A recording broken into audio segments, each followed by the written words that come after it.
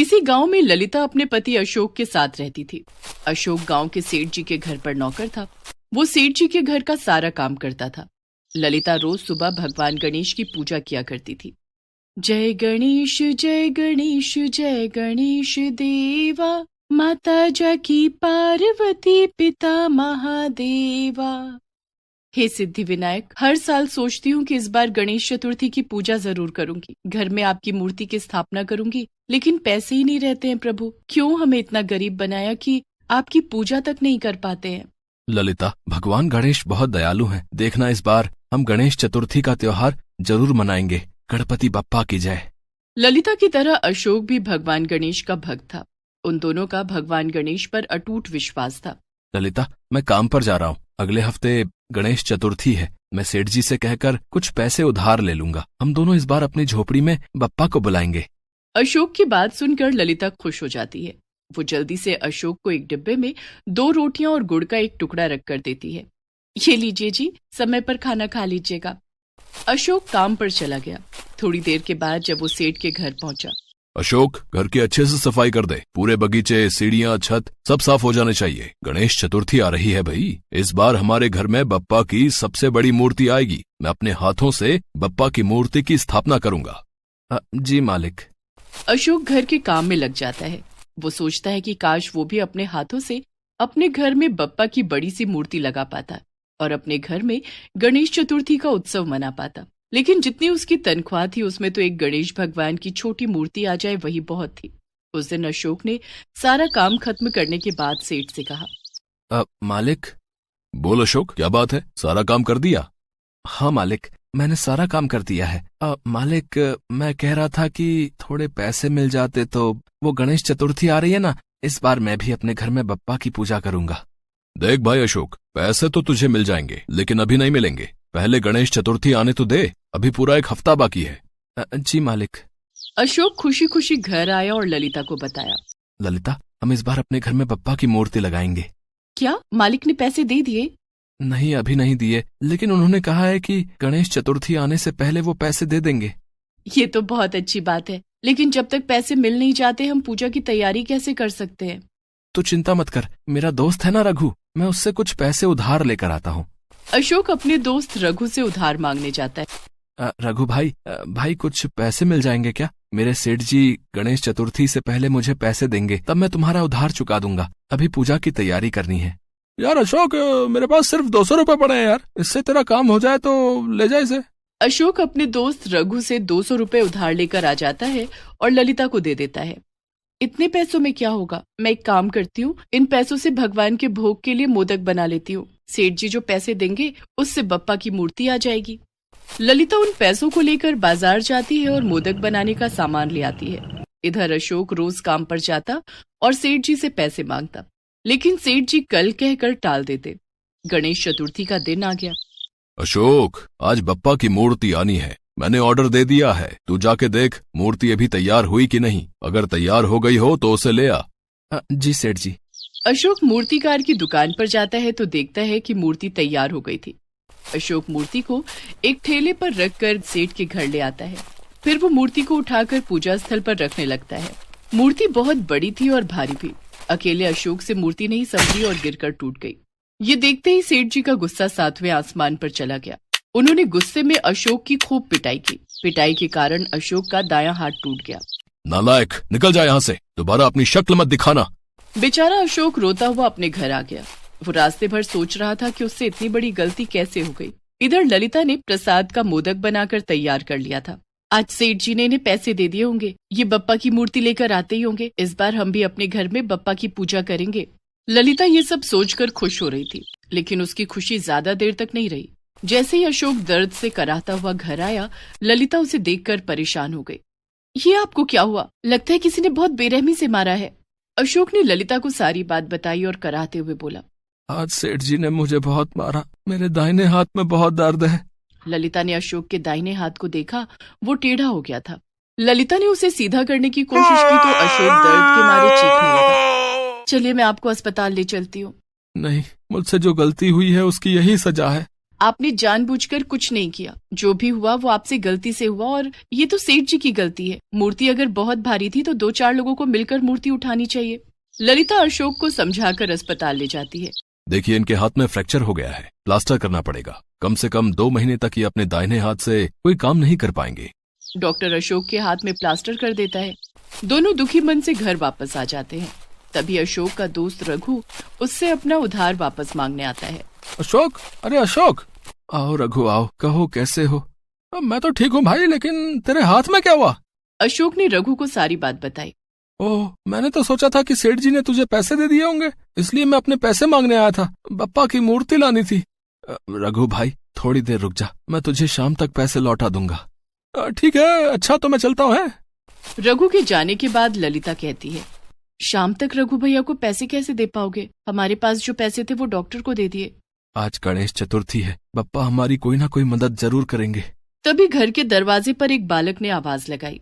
क्या घर में कोई है? मुझ गरीब को कुछ खाने को मिलेगा क्या? बालक की आवाज सुनकर अशोक और ललिता दोनों बाहर आए। तुम कौन हो बेटे? मेरा नाम देवव्रत है, मैं एक अनाथ बालक हूँ, बहुत दिनों से भूखा हूँ, क्या मुझे कुछ खाने को मिल जाएगा? बालक को देख ललिता ने सोचा कि जो मोदक मैंने बप्पा को भोग के लिए बनाए थे वो इसे खिला देती हूँ, क्योंकि अब बप्पा की मूर्ति लाने के लिए पैसे नहीं है। घर में मूर्ति की स्थापना नहीं हो सकती थी। ललिता ने बालक से कहा, आओ बेटे, हमारे घर में तुम्हारा स्वागत है। बालक देवव्रत घर के अंदर आ जाता है। ललिता एक थाली में 4 मोदक रखकर उसे खाने के लिए देती है, लेकिन बालक मोदक नहीं खा रहा था। क्या बात है बेटे, क्या तुम्हें मोदक पसंद नहीं है? ऐसी बात नहीं है, मुझे मोदक बहुत पसंद है। बालक ने अशोक की तरफ इशारा करके कहा। लेकिन मैं बाबा के हाथ से मोदक खाऊंगा। लेकिन बेटे, मेरा दाहिना हाथ टूट गया है, मैं तुम्हें अपने हाथ से मोदक नहीं खिला सकता। नहीं, मैं मोदक आपके हाथ से ही खाऊंगा, नहीं तो भूख से यहीं प्राण त्याग दूंगा। लेकिन बालक जिद पर अड़ गया। बालक की जिद देखकर अशोक ने अपने दाहिने हाथ से एक मोदक उठाने की कोशिश की और उसने अपने टूटे हुए हाथ से मोदक उठा लिया और बालक को खिलाया। अशोक ने एक एक करके 4 मोदक बालक को खिला दिए। कमाल की बात है, अभी कुछ देर पहले मेरे दाहिने हाथ में बहुत दर्द था, मैं इसे हिला भी नहीं पा रहा था, और अब ना तो दर्द है, बल्कि मैंने बालक को इसी हाथ से मोदक भी खिला दिया। भाई माई, मुझे और मोदक खाने हैं। ठीक है बेटे, मैं और मोदक लाती हूँ। ललिता थोड़े और मोदक लेकर आई। अशोक अपने टूटे हुए हाथ से बालक को मोदक खिलाता रहा। धीरे धीरे करके बालक ने सारे मोदक खा लिए। माई, मुझे और मोदक चाहिए। ललिता बालक के सामने हाथ जोड़कर खड़ी हो गई और बोली, हे भगवान गणेश, मैं आपको पहचान गई हूँ, मुझे माफ कीजिए, मैं आपको और मोदक नहीं खिला सकती, मेरे सारे मोदक खत्म हो गए हैं। प्रभु, अब लीला छोड़िए और हमें दर्शन दीजिए। ललिता के इतना कहते ही बालक भगवान गणेश के रूप में आ गए और बोले, ललिता, तुम मेरी सबसे प्रिय भक्त हो, तुम्हारे हाथ के बने मोदक खाने के लिए मैं स्वयं तुम्हारे घर चला आया। भगवान गणेश ने अशोक से कहा, अशोक, तुम्हारा हाथ अब पूरी तरह से ठीक हो चुका है, अब तुम दोनों को किसी चीज की कोई कमी नहीं होगी। लेकिन भगवान, आज मेरे हाथों से आपकी मूर्ति टूट गई, मुझसे बहुत बड़ा अपराध हुआ। अशोक, उसमें तुम्हारी कोई गलती नहीं थी, तुमने गलत मंशा से कुछ नहीं किया। मेरा आशीर्वाद सदा तुम दोनों के साथ है, अब जो होगा अच्छा होगा। इतना कहकर भगवान गणेश वहां से अंतर्ध्यान हो गए। उनके जाने के बाद अशोक और ललिता की झोपड़ी में ढेर सारे धन दौलत रुपए पैसों का ढेर लग गया। अशोक ने शाम होने से पहले रघु का उधार चुकाया और कुछ पैसे लेकर मूर्तिकार के पास गया। उसने एक बड़ी सी मूर्ति खरीदी और उसे लेकर सेठ जी के घर गया। सेठ जी भगवान गणेश की बड़ी मूर्ति देखकर खुश हो गए। उन्होंने अशोक से माफी मांगी और अशोक के हाथों से मूर्ति की स्थापना करवाई। सेठ जी ने पत्नी और बच्चों के साथ गणेश भगवान की मूर्ति की पूजा की। इधर ललिता और अशोक साक्षात भगवान गणेश के दर्शन करके बहुत खुश थे। सुजाता की शादी रमन के साथ हुई थी। शादी के बाद सुजाता अपने ससुराल आती है। उसके ससुराल में सास देविका, जेठ अमन, जेठानी सुषमा और उनका 3 साल का बेटा चिक्कू रहते हैं। सुजाता का भरा पूरा परिवार था, लेकिन सुजाता को अपने ससुराल में एक कमी दिखाई पड़ी। माँ जी, हमारे घर में भगवान गणेश की कोई मूर्ति नहीं है। मैं रोज भगवान गणेश की पूजा करती हूँ। भगवान गणेश सभी विघ्न हर लेते हैं। मेरे लिए भगवान गणेश की एक मूर्ति मंगवा दीजिए। ठीक है बहू, वैसे तो इस घर में किसी देवी देवता की पूजा नहीं होती है, लेकिन तू कहती है तो मैं भगवान गणेश की मूर्ति मंगवा दूंगी। दूसरे ही दिन देविका अपने बड़े बेटे अमन से कहकर भगवान गणेश की एक मूर्ति मंगवाती है और सुजाता को देती है। ये ले बहू, भगवान गणेश की मूर्ति आ गई है, अब इन्हें जहाँ चाहे विराजमान कर दे। सुजाता घर में एक जगह पर भगवान गणेश की मूर्ति की स्थापना करती है और वो अब हर रोज सुबह सुबह भगवान गणेश की पूजा करने लगती है। पूरा घर भगवान गणेश के भजनों से गूंज उठता था। घर के सभी लोग बहुत खुश थे कि सुजाता के आने से घर का माहौल बदल गया और पूजा पाठ से घर में सुख शांति आ गई थी। फिर आया गणेश चतुर्थी का त्योहार। सुजाता ने बड़े उत्साह पूर्वक भगवान गणेश के मनपसंद मोदक बनाए और धूमधाम से गणपति बप्पा की पूजा की। धीरे धीरे दिन बीत रहे थे। एक एक करके कई साल बीत गए, लेकिन सुजाता मां नहीं बन पाई थी। सुजाता के प्रति घर वालों का व्यवहार अब बदलने लगा था। सास और जेठानी बात बात पर उसे बांझ होने का ताना देने लगे थे। एक दिन सुजाता भगवान गणेश की पूजा कर रही थी, तभी उसकी जेठानी वहां आ जाती है। क्या बात है, भगवान गणेश की पूजा हो गई हो तो घर का काम भी कर लो, या पूजा के नाम पर सारा दिन यहीं बैठी रहोगी? नहीं दीदी, मैं भी घर का सारा काम कर दूंगी। ओ महारानी, घर का काम करने से पहले मुझे चाय नाश्ता बना कर दे। पोता तो दे नहीं पाई, कम से कम चाय नाश्ता तो सही समय पर दे दिया कर। माँ जी, पोता देना इसके बस की बात तो है नहीं। पता नहीं कौन से पाप किए हैं इसने कि इतनी पूजा करने के बाद भी भगवान गणेश ने इसे माफ नहीं किया और एक औलाद नहीं दी। बार बार इसकी औलाद जन्म लेने से पहले ही भगवान को प्यारी हो जाती है। सास और जेठानी की बातें सुजाता के दिल में किसी तीर की तरह चुभती थी। सुजाता गर्भवती तो होती थी, लेकिन उसका गर्भ नहीं रुकता था और कुछ ही महीनों में उसका गर्भपात हो जाता था। अब तक 2 बार सुजाता का गर्भपात हो चुका था। सुजाता और रमन ने डॉक्टरों से काफी इलाज भी करवाया, लेकिन कोई फायदा नहीं हुआ। अब तो जैसे सुजाता के माथे पर बांझ होने का ठप्पा लग गया था। जेठानी सुषमा अपने बेटे चिक्कू को सुजाता के करीब भी नहीं जाने देती थी, जबकि सुजाता चिक्कू से बहुत प्यार करती थी। चिक्कू भी सुजाता से काफी घुल मिल गया था। एक दिन, माँ, मुझे सुजाता चाची के पास जाना है। नहीं चिक्कू, सुजाता चाची के पास बच्चे नहीं जाते हैं। क्यों? मैं सुजाता चाची के पास क्यों नहीं जा सकता? क्योंकि सुजाता चाची एक डायन है, इसीलिए तो सुजाता चाची को अपना कोई बच्चा नहीं है। डायन? डायन क्या होती है? जिस औरत को अपना बच्चा नहीं होता है ना, उसे डायन कहते हैं। सुषमा और चिक्कू की बातें सुजाता के कानों में पड़ जाती हैं। सुषमा भाभी, क्यों बच्चे के मन में मेरे लिए जहर घोल रही हो? मैंने तुम्हारा क्या बिगाड़ा है? देख सुजाता, मेरे चिक्कू के आसपास भी फटकने की जरूरत नहीं है, और अगर तुझे डायन न कहूँ तो और क्या कहूँ, जो अपने ही बच्चे को खा गई? जेठानी की बात सुनकर सुजाता फूट फूट कर रोने लगती है। पहले रमन उसे समझाता था और उसका साथ दिया करता था, लेकिन अब तो उसने भी सुजाता को बांझ मानकर उससे मुंह मोड़ लिया था। धीरे धीरे दिन बीत रहे थे। गणेश चतुर्थी का त्योहार नजदीक आ रहा था। सुजाता बहुत खुश थी।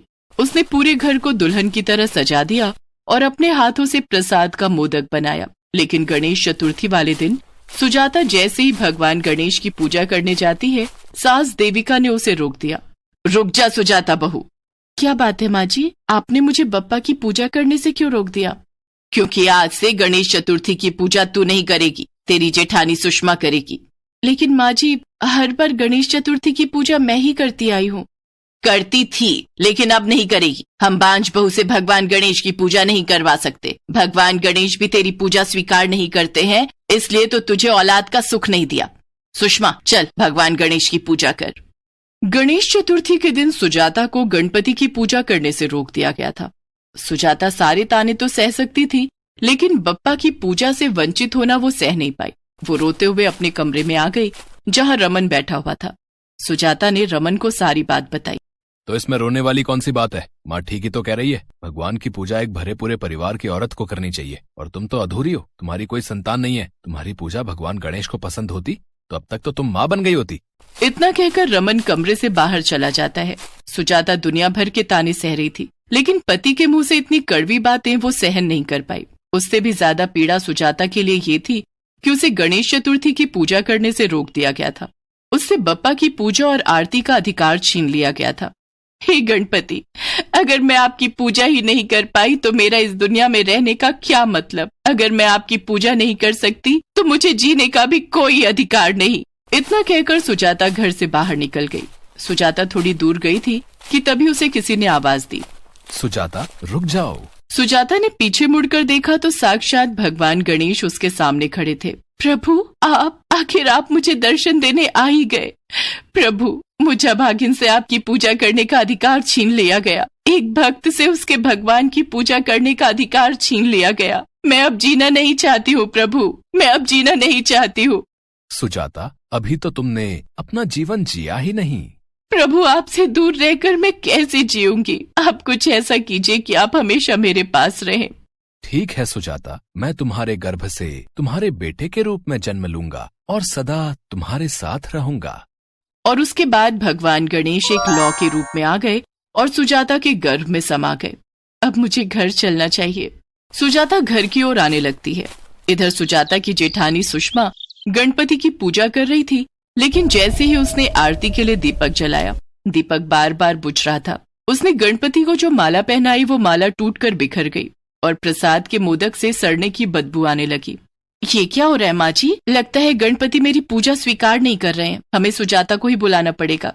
तू रहने दे, उस बांझ को यहाँ बुलाकर सब कुछ चौपट करने की जरूरत नहीं है, देविका ने अपने बड़े बेटे अमन से कहा। लेकिन अमन ने भी जब आरती के लिए दीपक जलाने की कोशिश की तो दीपक जला ही नहीं। उसके बाद रमन ने भी गणपति की पूजा करने की कोशिश की, लेकिन वो भी बप्पा की पूजा नहीं कर पाया। लगता है हमें सुजाता को ही बुलाना पड़ेगा। नहीं, इस बार मैं दीपक जलाऊंगी। देविका आरती का दीपक जलाती है। दीपक एक बार में ही जल उठता है। देखा, दीपक जल गया ना, शायद बप्पा मेरे हाथों से पूजा करवाना चाहते हैं। देविका आरती शुरू कर देती है, लेकिन दीपक की लौ धीरे धीरे तेज होती जा रही थी और देखते ही देखते विकराल रूप ले लेती है।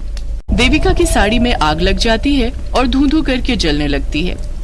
बचाओ, कोई मुझे बचाओ! आग की लपट इतनी तेज थी कि सब उसे छोड़कर भाग जाते हैं। तभी सुजाता घर में प्रवेश करती है और देविका को आग में जलते हुए देख लेती है। सुजाता जल्दी से भागकर अपने कमरे में जाती है और एक कंबल लेकर आती है। वो उस कंबल की मदद से देविका की साड़ी में लगी आग बुझा देती है। आग में देविका बुरी तरह से झुलस गई थी। सुजाता उसे उसी समय अस्पताल ले जाती है, जहाँ पीछे से रमन, अमन और सुषमा भी पहुँचते हैं। अब क्या करने आए हो तुम लोग? मुझे तो आग में जलकर मरने के लिए छोड़कर भाग गए थे। हाँ? तीनों देविका से माफी मांगते हैं। देविका कुछ दिन तक अस्पताल में रहती है। सुजाता अस्पताल में उसकी पूरी तरह से देखभाल करती है। कुछ दिनों के बाद देविका ठीक हो जाती है। उस दिन अस्पताल से देविका की छुट्टी होने वाली थी। सुजाता देविका को लेकर घर जाने की तैयारी कर रही थी। तभी सुजाता को चक्कर आ जाता है और वो बेहोश होकर गिर पड़ती है। अस्पताल की नर्सें उसे उठाकर बिस्तर पर लिटाती हैं, जिसके बाद डॉक्टर उसका चेकअप करता है। डॉक्टर साहब, क्या हुआ है मेरी बहू को? अभी तक तो कुछ नहीं हुआ, लेकिन कुछ महीनों में जरूर हो जाएगा। क्या मतलब? ये आप क्या कह रहे हैं डॉक्टर साहब? मतलब आप दादी बनने वाली हैं। क्या? ये तो बहुत खुशी की बात है। जिस पल का मैं बेसब्री से इंतजार कर रही थी वो समय आ ही गया। देविका ने खुशी के मारे सुजाता को गले से लगा लिया। 9 महीनों बाद सुजाता ने एक प्यारे से बेटे को जन्म दिया। सुजाता के गर्भ से स्वयं भगवान गणेश ने धरती पर जन्म लिया था। सुजाता ने उसका नाम गजानन रखा और घर में सबको ये बात बताई कि भगवान गणेश ने उसके गर्भ से जन्म लिया है। घर के सभी सदस्य गजानन को खूब प्यार करते थे। सुजाता रोज पहले की तरह भगवान गणेश की पूजा करती और घर के बाकी सदस्य उसका साथ देते थे। सभी मिलकर हर साल गणेश चतुर्थी का त्योहार बड़ी धूमधाम के साथ मनाते थे।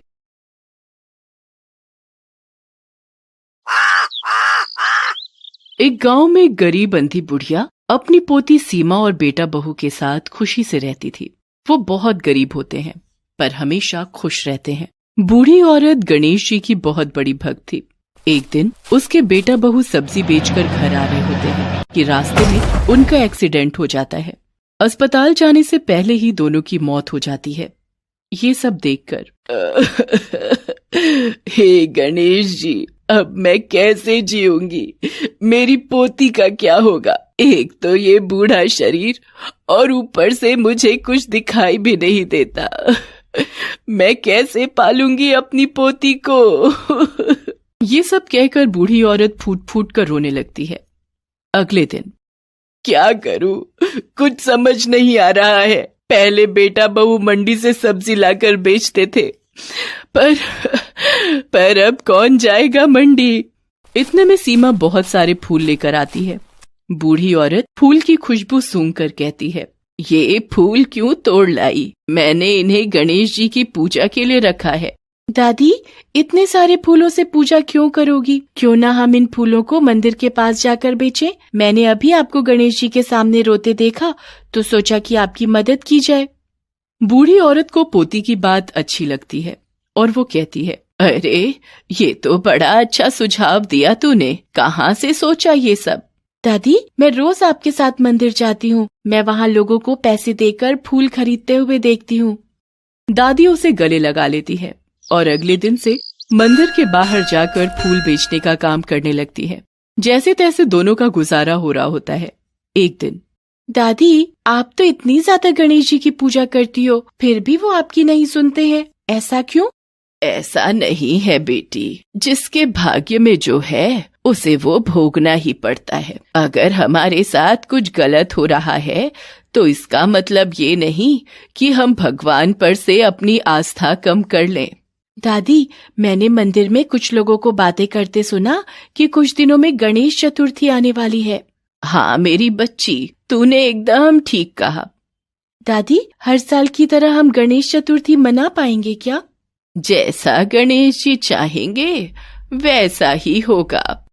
दोनों दादी पोती मिलकर फूल माला बेचती हैं। दिन बीत रहे होते हैं। बूढ़ी औरत बीमार रहने लगती है। तभी एक दिन रात में बूढ़ी औरत के प्राण लेने यमराज आते हैं। यमराज की आवाज सुनकर, आप कौन हैं? मैं यमराज हूँ, आपके प्राण लेने आया हूँ। आप मेरे प्राण नहीं ले सकते। मेरे सिवा मेरी पोती का कोई नहीं है। पहले आपने उसके माता पिता को उससे छीन लिया और अब मुझे भी। ऐसा मत कीजिए, वो अनाथ हो जाएगी। ये तो विधि का विधान है, मुझे आपके प्राण लेने ही पड़ेंगे। मैं कुछ नहीं कर सकता। यमराज बूढ़ी औरत की बात नहीं मानते। वो अपनी जिद पर अडिग होते हैं। तभी बूढ़ी औरत कहती है कि मैंने सुना है कि मरने वाले की आखिरी इच्छा पूरी की जाती है। हाँ, सही सुना है। बताओ तुम्हारी अंतिम इच्छा क्या है? मैं उसे जरूर पूरा करूँगा, ये मेरा वादा है। 2 दिन बाद गणेश चतुर्थी है। मैं अपनी पोती के साथ अंतिम बार गणेश चतुर्थी की पूजा करना चाहती हूँ। यमराज जी वादा कर चुके थे, इसलिए वो पीछे नहीं हट सकते थे। यमराज जी बूढ़ी औरत को 2 दिन का और जीवन दान देकर चले जाते हैं। बूढ़ी औरत चिंता में रहने लगती है। वो सुबह उठती है और सीमा को बुलाकर कहती है, बेटी, मेरी तबीयत आज ठीक नहीं है। एक काम कर, तू अकेली मंदिर चली जा। सीमा दादी से पूछती है कि क्या हुआ, पर दादी कुछ नहीं बताती। तो सीमा अकेले मंदिर चली जाती है और फूल बेचती है। फूल बेचकर सीमा घर आती है और दादी को चुप चुप देखकर कहती है, दादी, आप इतनी चिंता में क्यों हो? कल गणेश चतुर्थी है और आप तो गणेश चतुर्थी का कब से इंतजार कर रही थी। ऐसा क्या हुआ है? आप इतनी गुमसुम क्यों हैं? बूढ़ी औरत की आंखों में आंसू आ जाते हैं। वो अपनी पोती को गले लगा लेती है और अगर सीमा को पता चलेगा कि मैं गणेश चतुर्थी के बाद उसे छोड़कर जाने वाली हूँ तो इसका दिल टूट जाएगा। एक काम करती हूँ, उसे ये सब नहीं बताती हूँ। उसके बाद बूढ़ी औरत पूजा की तैयारी करने में लग जाती है। पर उस दिन बहुत बारिश होने लगती है। पूरे दिन रात बारिश को देखकर, दादी, आज तो मंदिर भी नहीं जा पाएंगे फूल बेचने। हमारे पास पैसे भी नहीं है। हम कैसे मनाएंगे गणेश चतुर्थी? बेटी, सब हो जाएगा। गणेश जी पर भरोसा रख। रात में बारिश रुक जाती है। सीमा सुबह उठती है तो देखती है कि बारिश रुक गई होती है। ये देखकर, दादी, बारिश रुक गई है, चलो हम भी गणेश चतुर्थी की तैयारी करते हैं। सीमा अपनी दादी के साथ मंदिर जाती है और फूल बेचती है। जो पैसे मिलते हैं उससे सीमा अपनी दादी के साथ गणेश जी की मूर्ति खरीदने जाती है। दुकानदार पैसे देखकर उसे भगा देता है और कहता है, हाँ, पता नहीं सुबह सुबह कहाँ से आ जाते हैं। जब पैसे नहीं होते तो दुकान पर आते ही क्यों हो? दादी, क्या हम गणेश चतुर्थी नहीं मना पाएंगे? नहीं बेटी, ऐसा नहीं है। हम जरूर मनाएंगे गणेश चतुर्थी।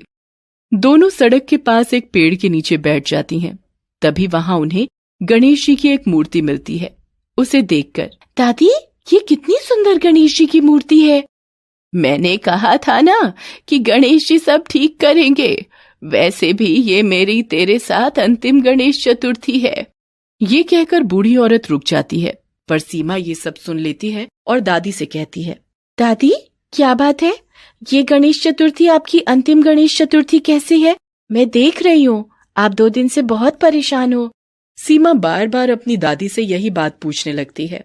बूढ़ी औरत सारी बातें अपनी पोती को बता देती है। ये सब सुनकर, दादी, आपको कुछ नहीं होगा। आप ही कहती हैं ना, जो सच्चे दिल से गणेश जी की पूजा करते हैं उन पर गणेश जी की कृपा बनी रहती है। उसके बाद सीमा उस मूर्ति को लेकर घर जाती है और थोड़े से लड्डू खरीद लेती है और अपने पास रखे फूलमाला से बहुत ही आस्था और विश्वास के साथ गणेश जी की पूजा करती है। सीमा गणेश जी से अपनी दादी की लंबी उम्र मांगती है। थोड़ी ही देर में रात हो जाती है और दादी सोने चली जाती हैं, पर सीमा को नींद नहीं आ रही होती है कि तभी एक तेज रोशनी होती है। ये सब देखकर, ये रोशनी कैसी है? ये रोशनी तो मूर्ति से आ रही है। मैं तुम दोनों की अटूट भक्ति से बहुत खुश हूँ।